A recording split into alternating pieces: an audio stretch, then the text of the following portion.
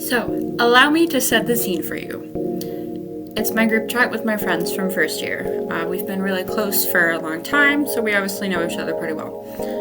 One of my friends, who's in nursing, goes on the chat and posts, I've lost 16 pounds this month from a wild combination of stress and barely eating.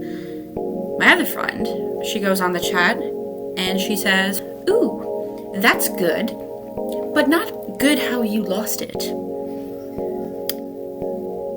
And so that got me thinking a lot about our society and fat phobia. Fat phobia is basically exactly what it sounds like, in that there's a fear of being fat that really pushes a lot of the decisions we make and the judgments we pass on other people. And as a person who is fat herself, it's something that really resonates with me because it's just really pervasive and harmful. And especially as future educators, it's something we have to be aware of, how we're talking about bodies, how we're representing bodies, and how we represent and talk about ourselves. So, reflecting on how we got to this point as a society in regards to fat phobia, the ideal body has changed so much over the course of history.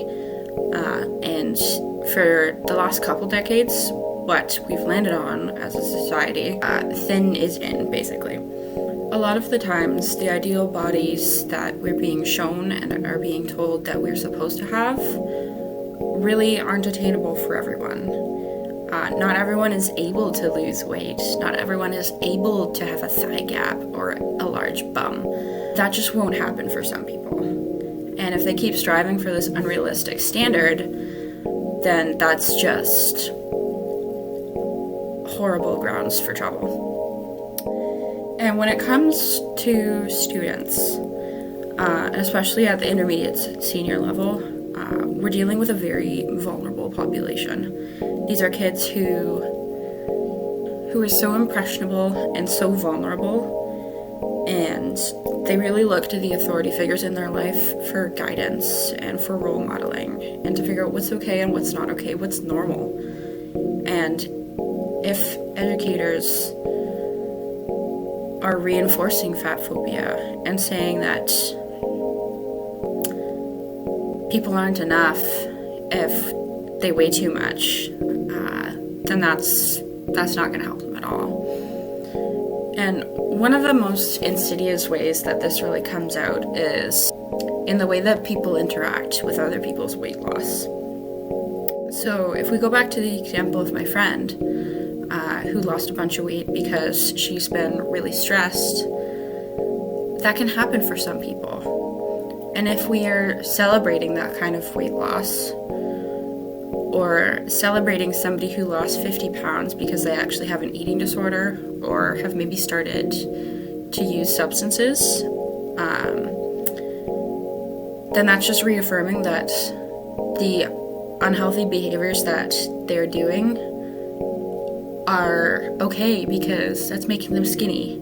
And fat is the worst possible thing you can be. It's important for all bodies to be accepted and celebrated, because if you are being told that your worth is inversely proportional to your weight, then that is toxic and harmful. Everybody has value, no matter what that number on the scale is. I think in the world of education, fat phobia is something that we need to become more aware of, because unfortunately, bullying still happens.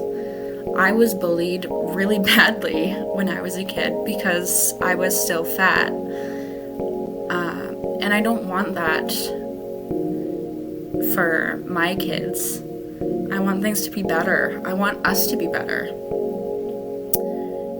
And it's my hope that if we can start bringing in more body positivity initiatives and really working to normalize all body shapes, and that being fat doesn't necessarily mean unhealthy or bad or lazy.